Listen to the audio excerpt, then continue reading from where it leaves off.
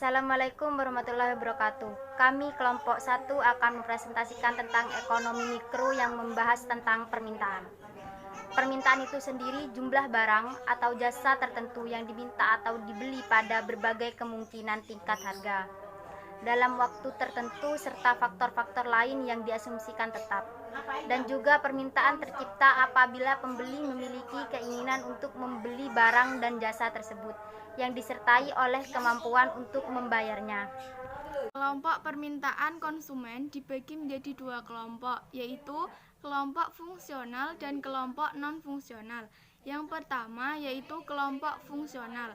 Kelompok fungsional adalah suatu kelompok permintaan konsumen yang meminta barang karena fungsinya atau barang yang memiliki daya guna.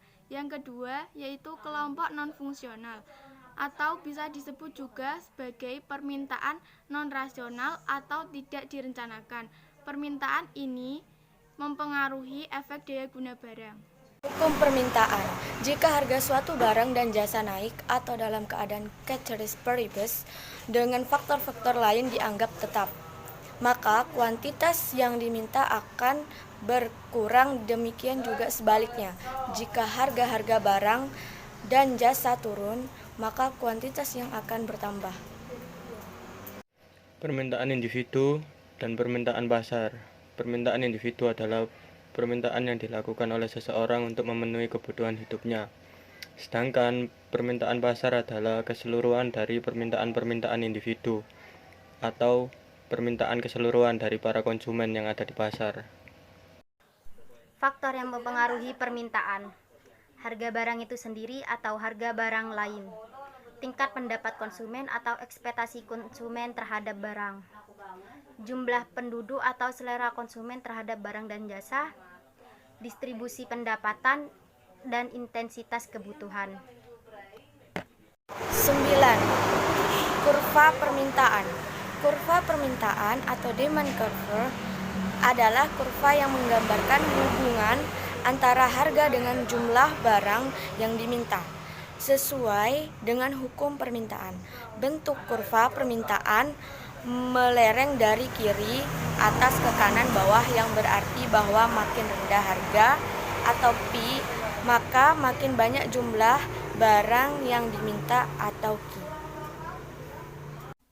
Gerak sepanjang kurva dan pergeseran kurva permintaan.